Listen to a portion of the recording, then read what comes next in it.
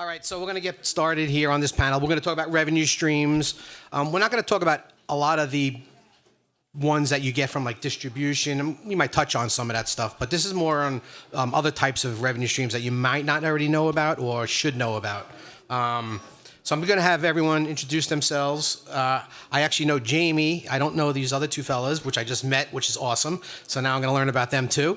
I saw Jamie in New Orleans last week on a panel, and she's amazing. So I'm going to start with her. Just tell us about who you are, what you do, what your company does, and that's pretty much it. And then we'll go down the line.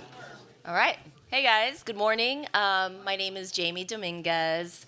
Thanks for having me. This is really, really awesome. I'm learning things too, as we all do every single day in this business. You never know everything. That is a fact. Yeah. So my name's Jamie Dominguez. I'm National Director of Industry Relations for the Mechanical Licensing Collective, otherwise known as the MLC. And the MLC is basically, we are a nonprofit organization that was designated by the U.S. Copyright Office after they passed the Music Modernization Act in 2018 to collect all of your streaming mechanical royalties. So if you're a songwriter, you are entitled to collect royalties every time your songs are streamed on any streaming platform. So Apple Music, Spotify, Tidal, Amazon Music, all these places where you go to consume all this amazing music, you're entitled to receive royalties. So that's what we do in a nutshell. And I've spent my whole career basically guiding, I like to say Sherpaing songwriters. Herding cats. Yeah, well, I like Sherpa because it sounds a little more like, less, I don't know. Yeah. Anyway, so I that's sort of my thing. I've always been here to advocate and support songwriters and really just give them all the tools and information and resources possible so that they know how to navigate this crazy business of ours.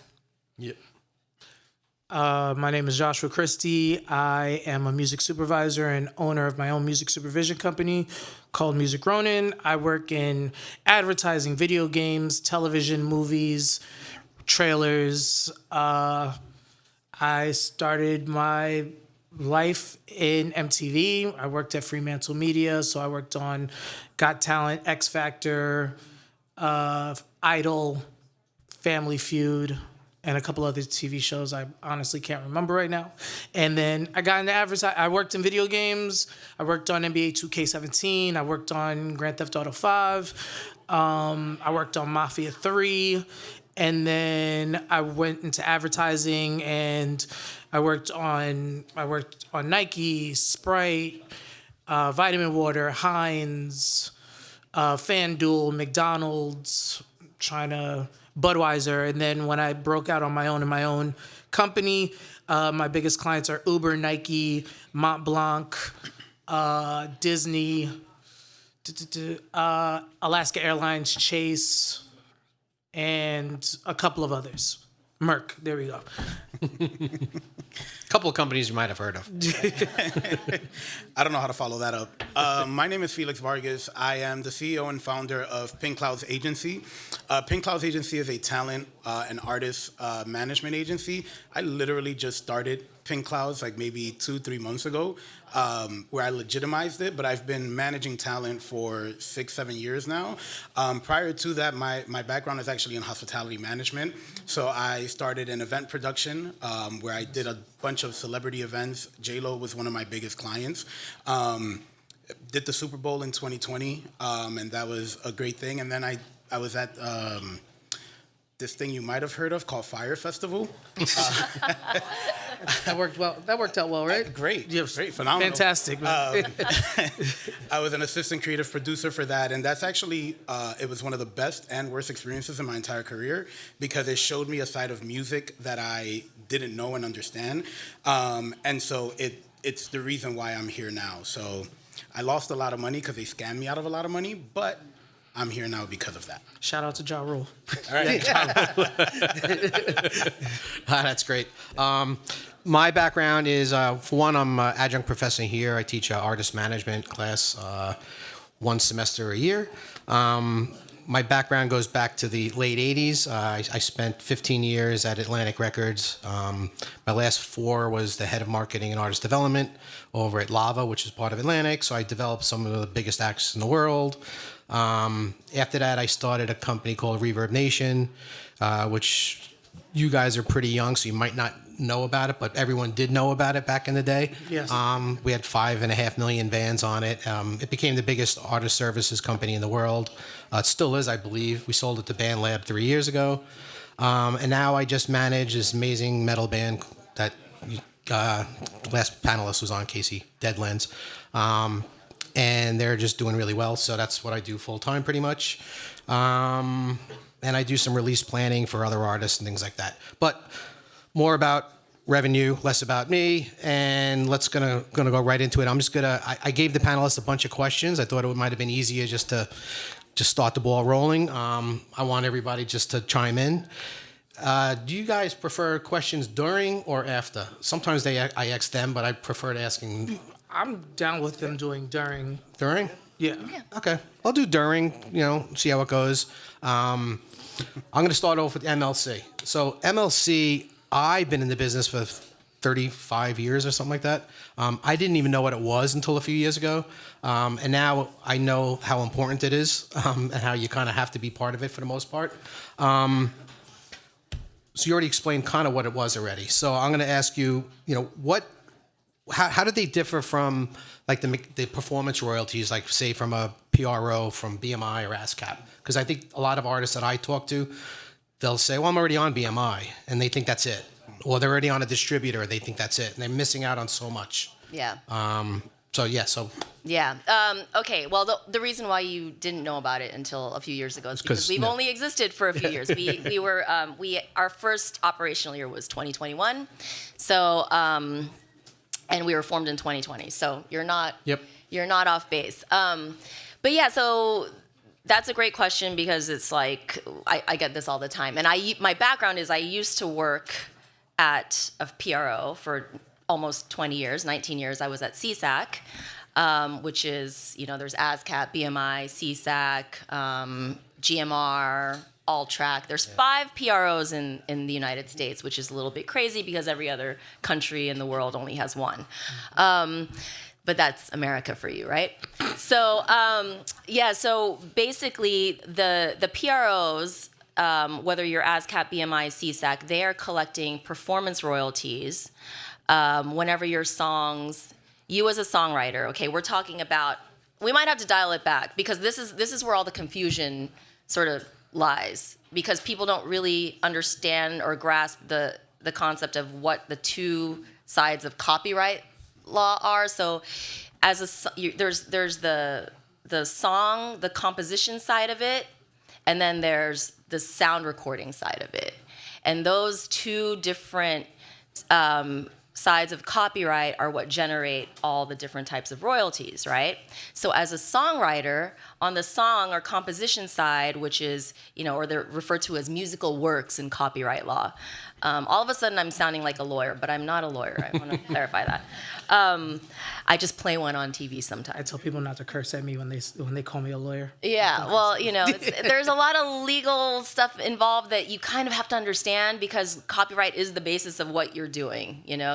This is your intellectual property, so you have to it's important to know it. So on the songwriting side, the lyrics, the melody, the underlying composition before it's recorded, that is the musical work, right? And so as a songwriter, you're entitled to these royalties that are generated just from that work. So before it's even recorded.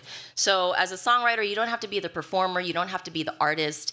If you wrote the song, you're entitled to receive performance royalties anytime that song is played on the radio, if it airs on a television show as part of the, maybe it's the opening credits or it's synced into a television show somehow, or if it's in a movie that goes to television and your song is used.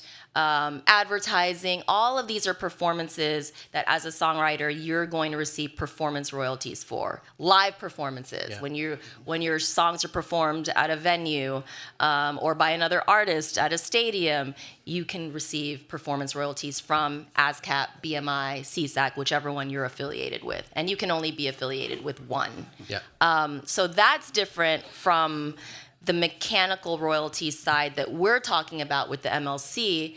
So here's the other side of it. Okay, mechanical royalties are generated, back in the day it was just physical, physical product. So vinyl, CDs, I hear a lot of you are listening to CDs. That's kind of throwback to me. I'm surprised that people still use CDs because I always hated CDs. So vinyl, CDs, cassette, all of these formats. Anytime one of these products were sold, you would receive a mechanical royalty. It's literally, this is mechanical. We're talking mechanical. Yeah. So that was what generated a mechanical royalty. But now in the streaming era, a stream is considered a digital reproduction of your work. So that is why they passed the Music Modernization Act to cover streaming in this old, antiquated copyright law that was never updated. So we are, the Mechanical Licensing Collective, the MLC, is paying you the mechanical royalties as a songwriter. This is on the publishing side, on the song side, on the musical work side. We're paying the songwriter, or if you have a publisher or administrator, we're going to pay them. We'll get into that later. But we're paying you mechanical royalties on the songwriter side. Does that make sense? Yeah, and it's also, if I'm incorrect, just let me know. It's just U.S. based artists with streams in the U.S., something like that. Okay, not U.S. based, but U.S. streams. So we are paying on U.S. streams because this did come out of U.S. law. Right. However, as you know, there's creators all over the world, in all corners of this planet. So we are paying anybody who has streams on a U.S. platform. Got it.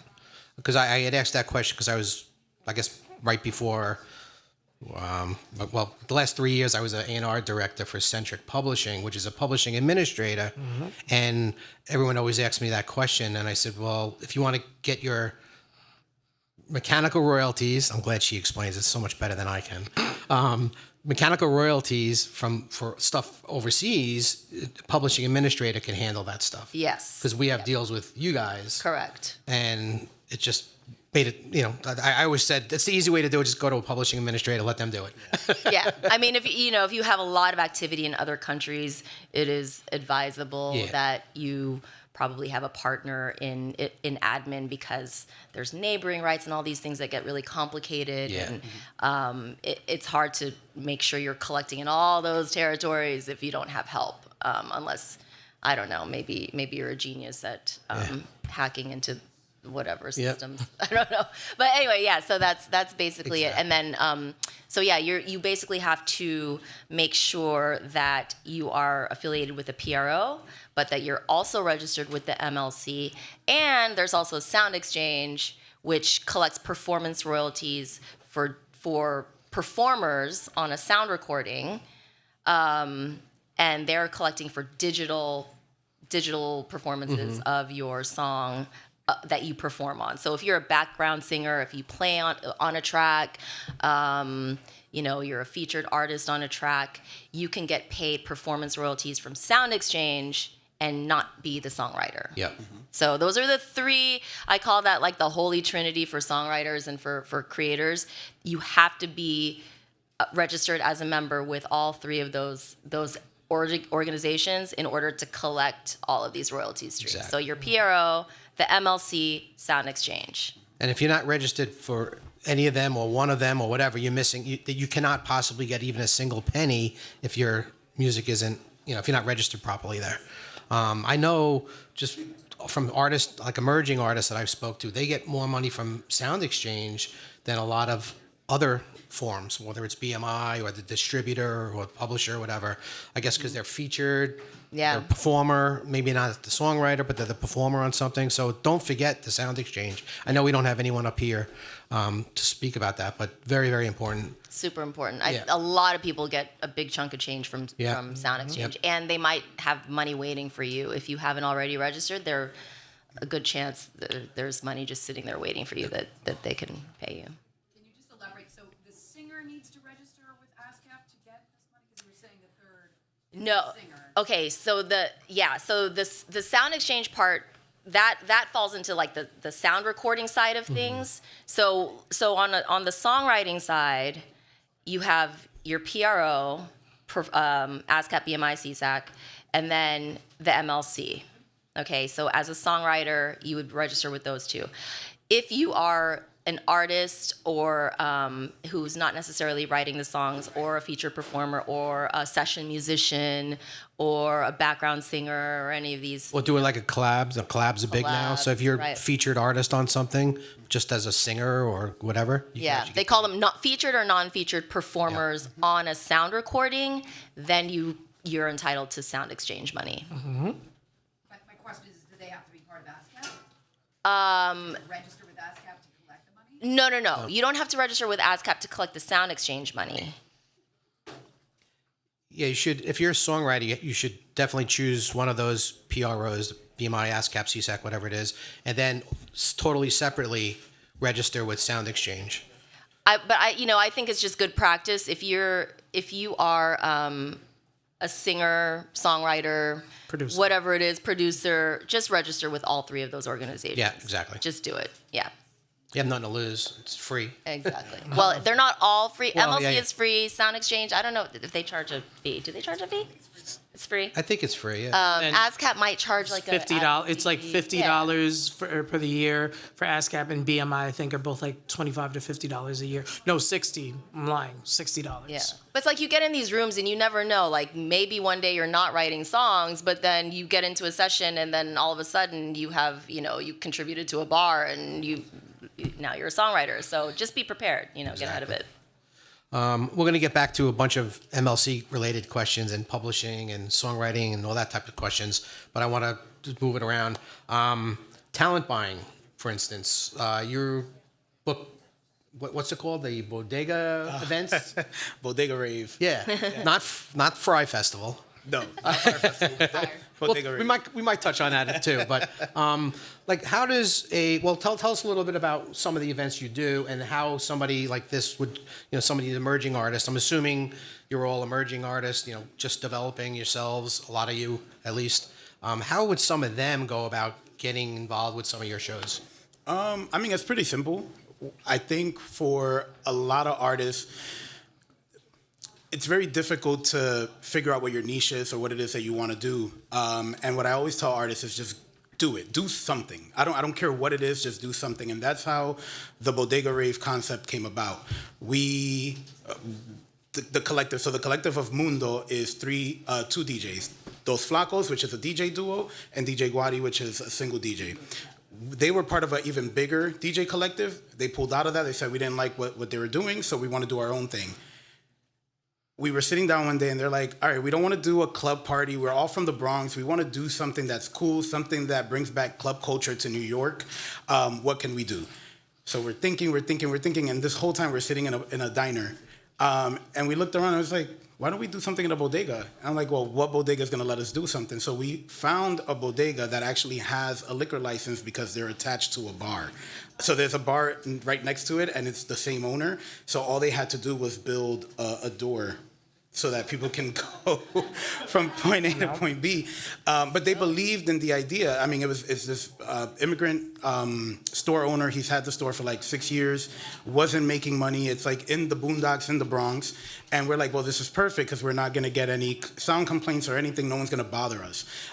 So what we did was we started a Telegram group and invited people on social media. We said, join this Telegram group. We have something cool going on. I think we had maybe 30 people sign up the first week.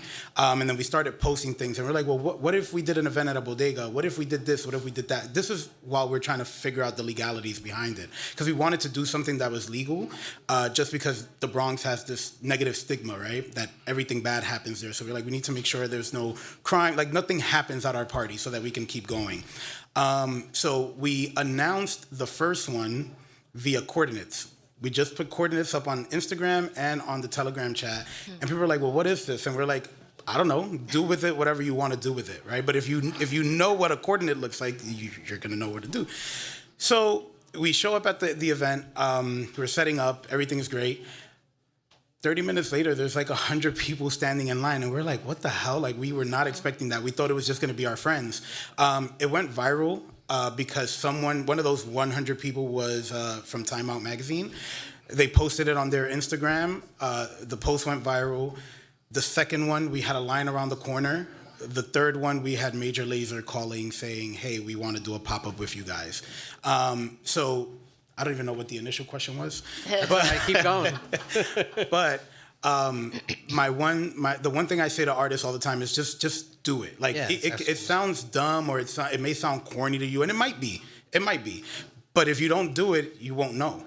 So there's that. Yes, that's obviously a revenue stream that, even though he did it as a company, there's no reason why you guys can't do that on your own. I know there's house concerts. It's very similar to that kind of, or I guess a rave that just goes crazy. I mean, the old rave days, you didn't have social media. It was just, handing stuff out and just following your best friends and whatever. But people show up, 1,000 people under a bridge, and then before the cops came. That's why we did it. We promoted it the way we did. We just put the coordinates. We didn't want to put, a post on there. We didn't want to put anything on it. It's like, it's a rave. You're going to find it. If you want to come, you're going to show up. Yeah. And to go back to the revenue, we just signed a $300,000 deal with a liquor brand that's going to take the Bodega Rave on tour. Nice. So It's we went from nothing to that. It's like Henny Palooza. Yeah. That's how the guys at Henny. Yeah. I almost went to the first Henny Palooza. That's a story for another day. But it started like a basement apartment. Yeah. And bring chicken to Henny. Mm-hmm. And Literally. yeah. That's wild. So do you look for certain type of artists? Do you look at their socials? Do you look at, I don't know, an EPK? Somebody mentioned in the last. Like, what exactly are you looking for? Or is it just established artists that are coming through booking agents? No, so it's a combination. It's a combination. So some months we have, so the party happens the last Friday of every month. Not anymore. We take a break during the winter time. It happens mostly in the summertime. But we get a lot of DJs that reach out. We get a lot of big artists that reach out. They're like, hey, I'm releasing a single. Can we release it with you guys? And we're like, okay, cool. As long as we don't have to pay you, we're fine, right? Because that's the other thing too. We didn't charge a lot of money at the door. The most you will ever pay to go into a bodega rave is $20. $30 if we have to pay the talent, but $20 is the most you'll ever pay. So we get people that reach out to us, but when we're vetting artists, we do, not that we don't want to support local talent from our realm, but we want to keep it interesting. So we want to bring in talent, someone's in town from Italy and they're doing a set somewhere else. Hey, why don't you come and pop up? Because the goal of the bodega rave is to showcase, to show people what music really is, right? It's not just whatever we have here in the Bronx or whatever we have here in the city. This is global, right? A lot of people in the Bronx don't leave the Bronx. So we want to bring that to them so they can see the possibilities of what they can do in nightlife. That's pretty cool. So you're almost like bringing culture to kind of the Bronx culture to others. That's very cool. Correct. So that's kind of like a brand that you're building, which I guess we could even go into brands, like sponsorships and things like that. Is another revenue stream. Yeah. Is brands. I mean, usually from my experience, you kind of the emerging artists, it's very, very tough to get a sponsorship. But maybe, do you guys know any ways where, I want to speak to emerging artists because I assume there's no superstars out here yet, so I don't want to talk about like how, whatever, Jewel or whatever. I did a chic deal with Jewel, but that was like 30 years ago. She was Jewel. Right. But, it's like, how, any like sponsorship ideas or ways to go about it for like an emerging artist? Anybody on the panel? I mean, for emerging artists, it's difficult because when I talk to brands, they come to me, they're like, oh, we want X artists, or we have this budget, and then you tell them how much X artist is, and they're like, oh, yeah. Oh, that's $1 million? So $1 million for 3 months? I don't know if I want to spend that. And that's when I know tons of artists, so I plug them in. I'm like, all right, here's your A group of music artists that you could talk to and you could work with. Here's your B, and then here's your C. and then this is the price point, this is the price point, Yeah. this is the price point. And sometimes it works. Like I did a Disney Uber spot, and I put this emerging artist, forgot her name is like leaving me right now, but she was just signed to UMG. Nobody knew who she was, and they had actually sent me her song like 6 months before I used it, and I remembered it. And I was like, oh, I have a song that's perfect for, it was for Uber Teen account, Uber Teen spot. And I was like, this girl, she looks like a Disney princess. She's just sweet, innocent. All her music is great. Here are her socials. Take a look at her. And they looked at her, they were like, oh, this is great. We're going to use it. And they're like, all right. I had given them a certain price point for her. And they were like, we really love this song. We'll spend a little bit more on it. And then I called her management, or I called UMG, and I was like, hey, well, they were willing to spend like another like 80,000 on this. Let her know. And she got a little bit more money.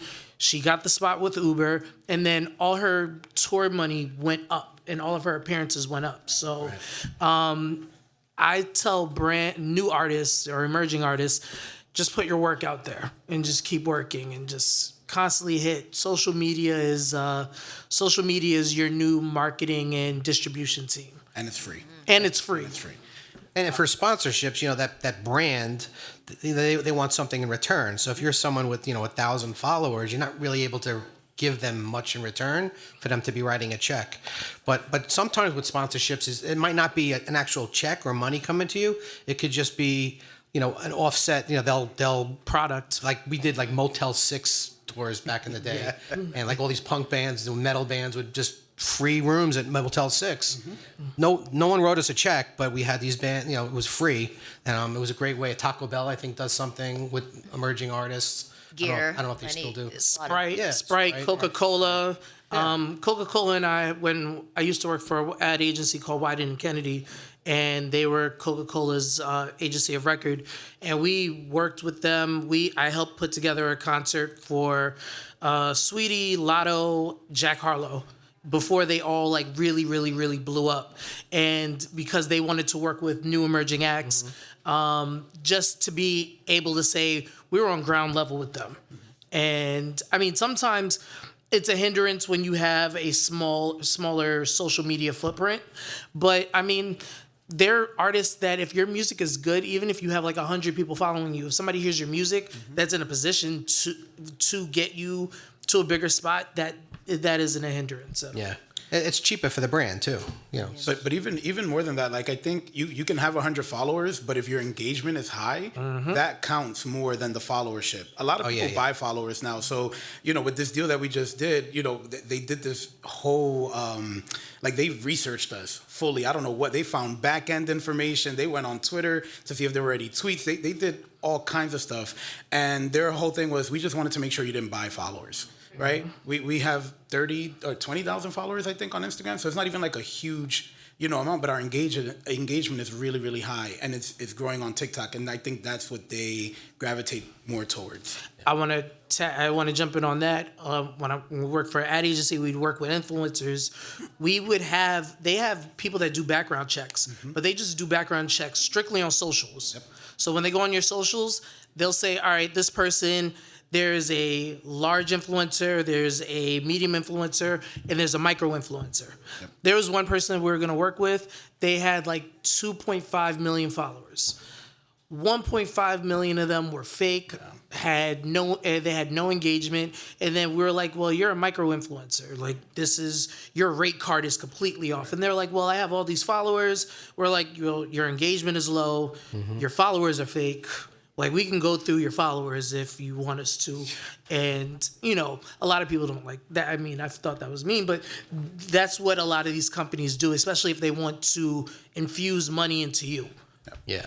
Don't use bots or none of that stuff, because everyone in the industry knows that that's going on now. It's not like the old MySpace days where a bunch of bands were signed because they had followers, and the labels finally figured out that it was all fake. Yeah. And it still happens today. Like, labels are signing all these big giant TikTok artists, and very few of them do anything that means anything in their music business. They get signed for these big deals, and it's because the music didn't necessarily mean that much to that whatever they're called, TikToks, whatever they're called. Because even like Casey had said on the last panel, sometimes you have content that fails miserably. She said it, but other times it just blows up. I mean, a lot of times she opens her mouth and like 100,000 people will just like react to it. That's engaging. That's why she. I think she's still here. She probably, that's what she can make a living doing that stuff. So that's another revenue stream too. We won't really go into that much. I want to jump around to sync because you kind of touched on that. Sync is basically putting your music on anything that's visual. I guess that's the best way to explain it. Games, advertising, any media, film, TV, commercials, whatever it is. What is again, I'll go back to the emerging artist. I know a bunch of emerging artists, including mine, that have gotten some sync deals, very low money because they're not that big. But it seems like a lot of the budgets are low, and a lot of these music supervisors are looking for emerging acts. That's what I'm seeing a lot last couple of years. Can I tell you a dirty little secret? Yeah. A lot of music supervisors hate when I say this, but what I've noticed, and before I fully became a music supervisor, I worked on the other side. I worked in advertising, so we would engage with music supervisors. So we'd say, hey, we have a budget of, let's say, $100,000. Find us artists that we could work with. We don't want to work with popular music because we know that we don't have the budget for it. So $100,000 should make somebody happy. That's still high, but whatever. What a lot of music supervision or sound production houses will do is say, hey, artists, send us music for this is the brief. Send the brief.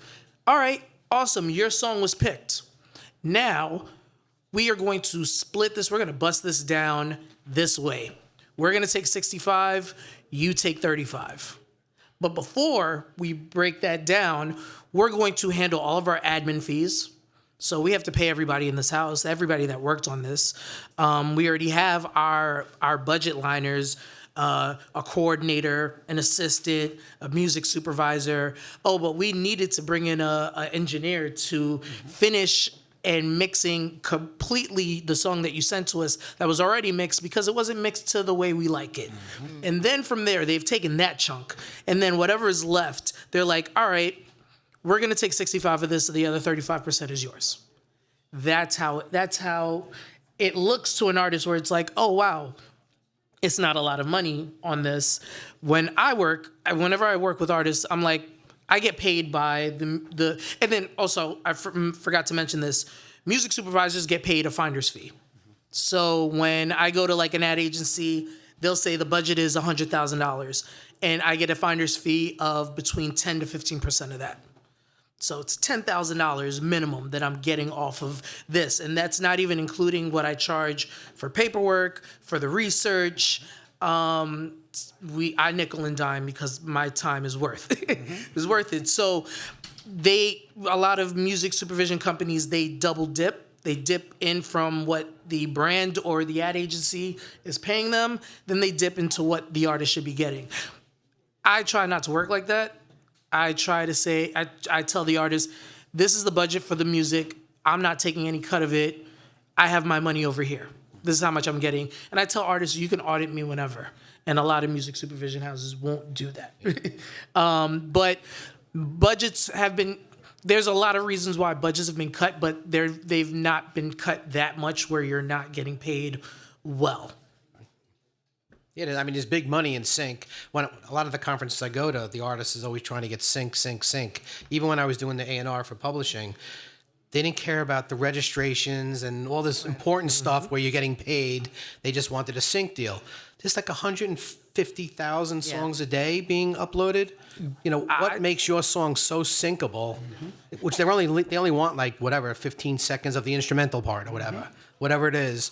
And it's like And so a lot of people had asked me this question, so I'll ask you guys, should I write my songs for sync? Absolutely not. I always say no, too. No, I hate sync music. Because you're probably not going to get it. You might as well make some good money streams. Sync music is so bad. Yeah. It is terrible. Like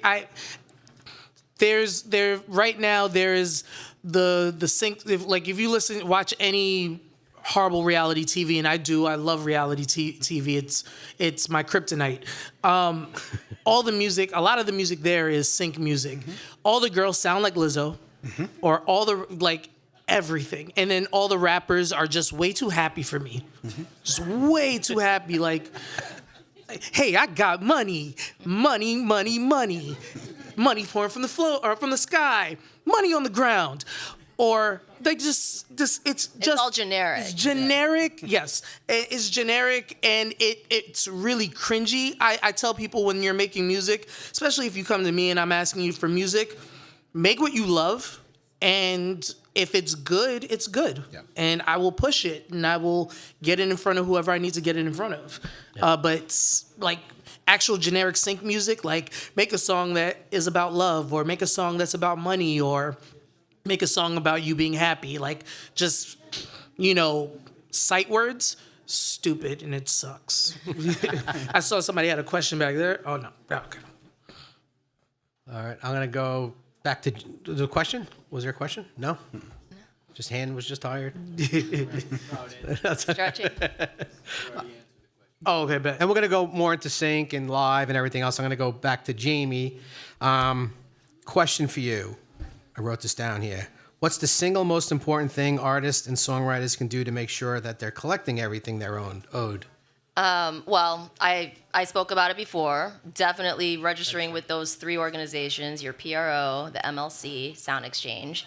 And then the biggest thing, which is so critical now more than ever, because we're venturing into this AI black hole of everybody's scared, and am I gonna get credit?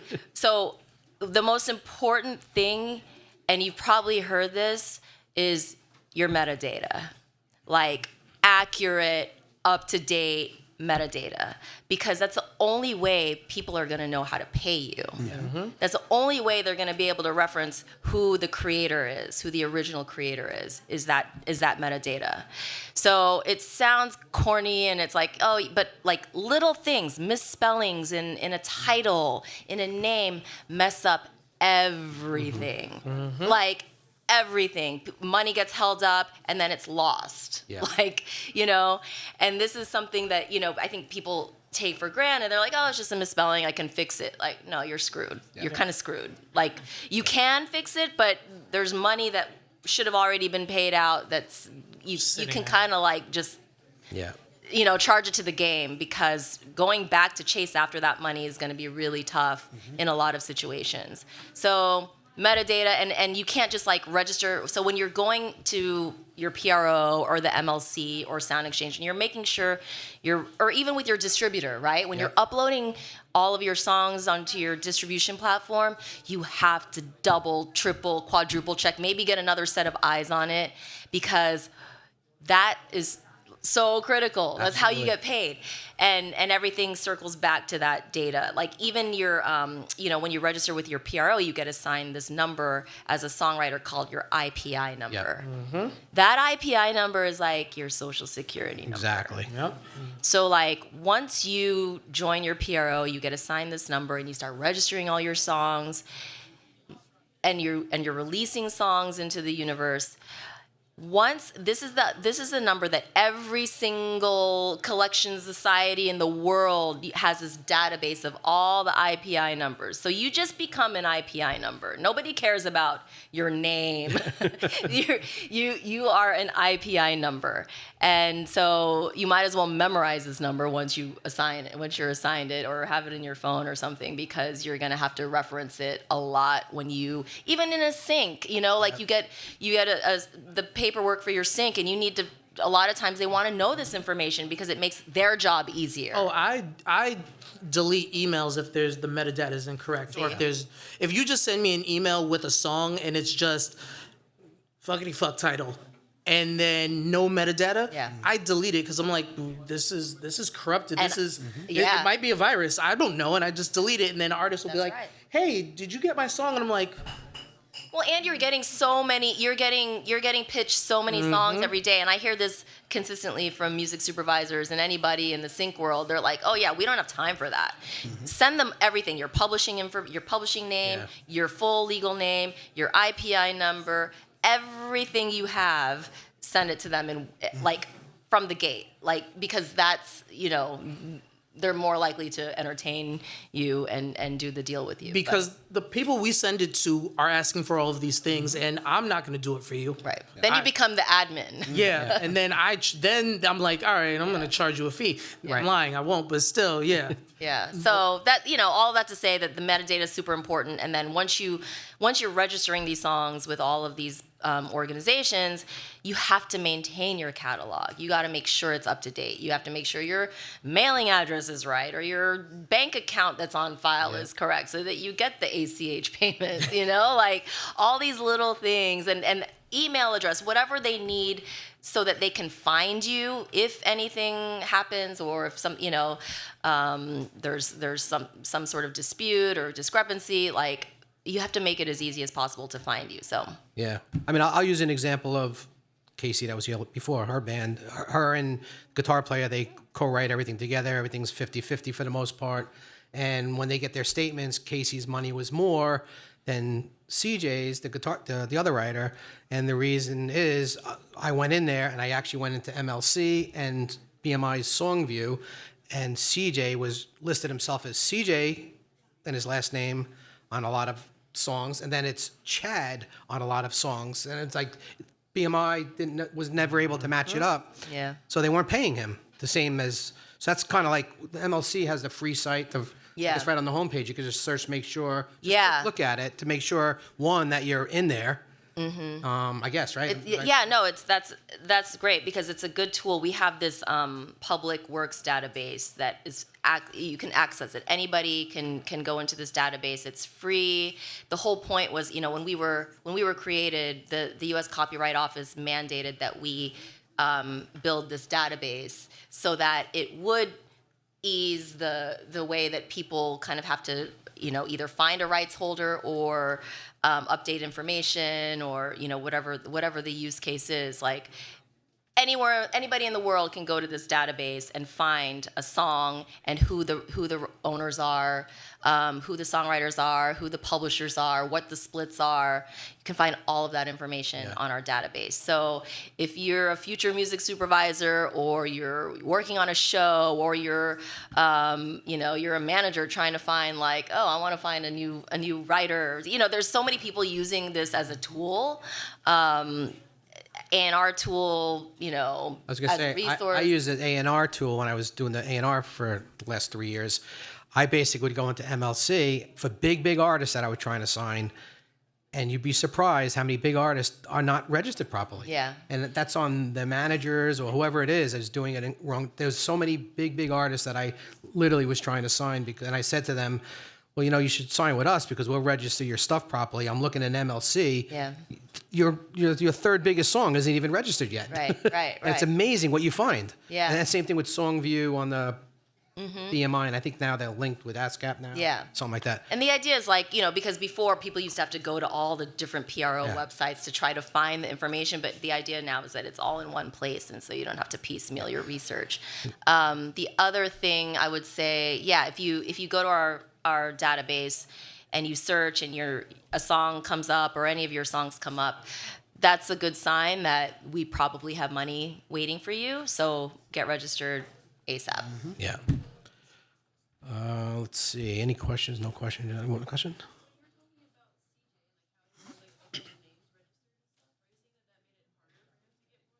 Yeah, he wasn't getting the same amount, and we figured out I guess BMI is trying to pay this guy Chad, who no one knew what it was because all the stuff that we registered was under CJ. Hope they're not mad that I'm using them as an example. But it's all been corrected because you do have to have somebody with knowledge of that to do it for you. It's hard to get in touch with someone at any of these companies to do it for you because there's so many songwriters. Trying to think if there's anything. All right, so another question for, what do you want to talk about? We'll talk about live because I like live. We didn't really touch upon merch, which is an enormous revenue stream. I think like if you're just a songwriter and you're not performing live or selling merch, it's really hard to make money nowadays because of the streaming numbers, you know, the little microcosm of a penny rate basically that everybody pays you. But merch and live, you could still make a ton of money. Anybody want to talk about like, I mean, I'll bring up merch, what we do for, again, a fairly small band. We do like VIP shows where we let 15 people in before the doors open, hang out with us for, not us, hang out with the band for an hour. Sometimes we'll get pizza and whatever. We'll charge an extra $50 and they get a merch bag with a bunch of good stuff in it. And your diehard fans, I have no problem paying $50 to hang out with you for an hour before the show. That's an extra $750 a night that every band should be doing. You know, 10 minutes. Okay, got it. So that's just a little merch thing that you can do. At the beginning, I kind of thought it was like a money grab, but everybody does it, so it's not a money grab. Yeah. Why not? I love merch. I'm a merch. Yeah, girl. I mean, merch, you know. I buy merch at every show. Yeah. It doesn't matter who it is. Same. If it's good merch. Yes. If it's good merch. Yeah, that's another thing. Have good merch. So, But there, so- go ahead. No, No, you go ahead. first. I was just gonna give a little anecdote because a friend of mine is Billie Eilish's business manager, right? So we're at her show that was at Flex for her, not for me. We were at her show at Madison Square Garden, right? And it's like sold out, and the merch table was always rammed, like the line was crazy, and I was like, how much is she making in merch? Because like a beanie was like $60, you know, a hoodie was like $100. Like she said, easily in one of these shows, like a big MSG show like that, $1 million a night, and just in merch, That's not ticket sales. You know, that's just merch. So She did MSG for 2 nights too. Yeah. yeah. So it's just pretty incredible, you know, and I'm not, you know, obviously we're not Billie Eilish, but like that micro over macro concept is like really, back in the day, we just called that grassroots. Yeah. But like, you know, if you, and I think Casey mentioned this when she was speaking about, you know, your demographics, like really paying attention to your demographics. You can monetize that micro audience. You know, you all go to 5 towns, like you have an audience here, you know, like market to them and sell merch to them or whatever it is, you know? Yeah, I mean, demographics, again, going back to that, it's a revenue drive, and knowing that it's more efficient, you save money, you're not marketing to the wrong people. You know, they're a metal band, going back to Casey's band again. The metal band, it was like 75% male audience going to see them. So we tried something pretty different. We didn't know who was going to show up. We toured with Scene Queen, which was like 90% female audience. And we crushed it every night. Like the numbers were insane, the money they were making, because it was a whole new audience. And it turns out, going back to Spotify artists, whatever the hell it's called, artists for Spotify, whatever, the data on Spotify, we actually saw the numbers change. It went from, instead of 75% male, it went down to 68% male. More females were getting into the band, which was, you want to do that. You want to play around. You know, you want to grow your audience. I would assume everyone wants to grow their audience. I know you're all in it for the music. Sure. But the other thing when it comes to merch, merch is expensive to make if you want to make really good merch. So for artists that are smaller, that don't have the budget to create something, you know, that Beyonce would have on her tour, the messaging, whatever you put on that, like, yeah, you could put your face on there, but no one cares. Right? If they don't know you and you're trying to build a fan base, no one cares about what you look like or what your brand is. But if you put a quote on there that resonates with people, that's going to sell. It's one of those things. So I have smaller artists. We did a 50-person venue, and we gave out these little makeup bags that had a note on it. I bought it on Amazon. Everyone thought it was hers. So they're like, oh my God, this is so cool. And then inside we had, I don't know if anyone remembers those pencils that had the point. Oh, yeah. We had that, and then we had like a little black and white note, a composition notebook. It was like a little journaling thing. And everyone loved it. Till this day, this was 3 years ago. Till this day, people still talk about it, and now we create our own. And it's what sells them. We make more money off of that than we do from when we get a booking. So it can start from anything small, but you have to do it smartly. Got it. That's dope. I'm going to ask each one of you a question because I think we have 5 minutes or so, right? Across all your roles, and individually, you're going to answer this. What's the biggest missed opportunity you see artists overlooking? You may have answered it already, Jamie, but maybe not. I don't know. Let me think. I mean, yeah, I would say not paying attention to the business stuff. so, yeah.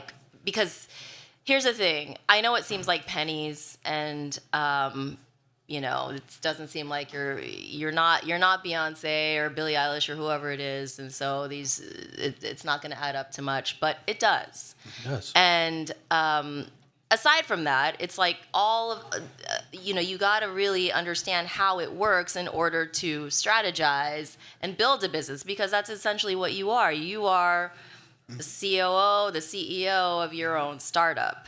So you kind of have to approach it that way. Even if you hire a team, Yeah.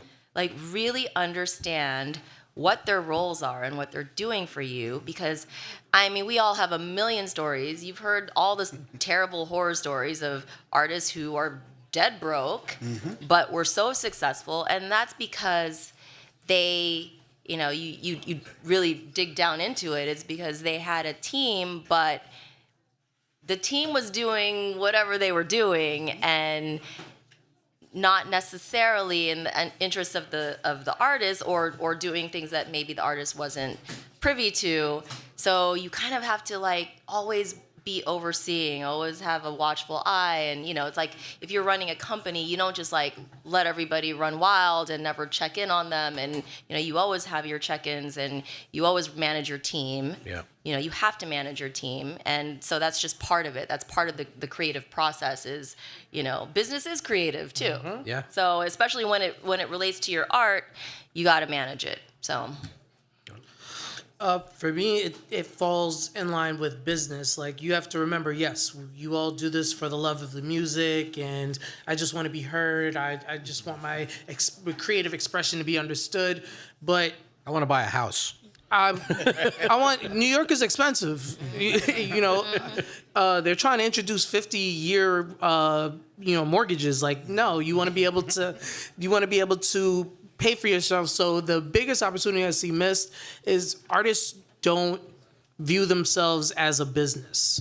And from this point on, you point out the minute you put music out there for finances, you are a business. You are your own branding. You're your own marketing. You're your own social media team. All of these things are things you need to handle. Like, we have our own business. We have our own businesses. It annoys me that I have to do a lot of the stuff that I have to do. Like, also separate your personal banking and your business banking. That's the first thing you should do. That's the first thing you should do. Learn what a 1099 is. My first year of owning my business, I did not fill out my 1099s, and I had to go to the IRS and beg for them to not ream me.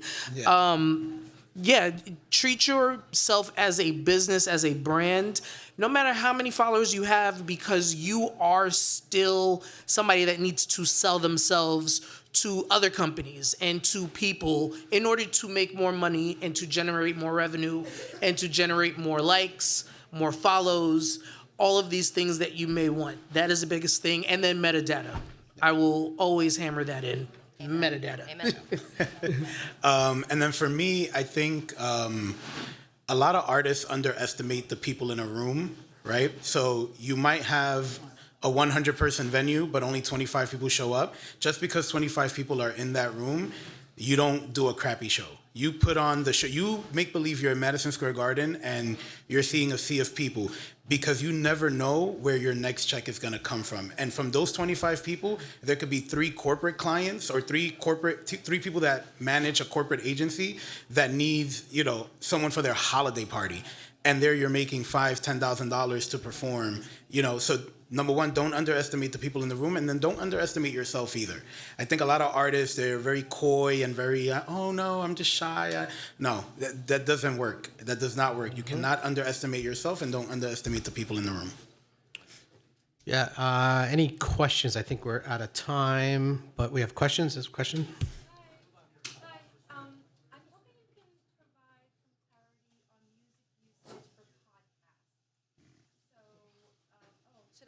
question. can't. Hi. Oh no, I heard you. Music usage for podcasts. Yeah, Yes. what as a podcaster can we do? How much of a song can we play as a transition? Are we allowed to do anything with music? You are not allowed to just do anything you want. What's the difficult part with this is that if you don't have a big podcast, you can play with whatever music you want. You're not on the radar. What if we have a big podcast? If you have a big podcast, the viewpoint is anything over 15 seconds is then you have to pay for. It is falling into the line, and even then, if an artist comes and they hear their music, no matter what, and they're like, they played my music, I don't give a damn if it's 5 seconds, I need to get paid for it. They will ask for a payment. I can't tell you how much the payment is going to be. I mean, sorry, It depends. It really depends. Yeah. Yeah. But you have to clear everything. Yeah. everything. Everything. You don't want to pay for it. on You don't the want back infring- end. You don't want to. Yeah. 'Cause Infringement is more expensive. A lawsuit and paying for lawyers and paying for their lawyers. Yeah. More expensive. Anybody else? No other questions? All right, awesome. We got some good panels coming up, so just please stick around.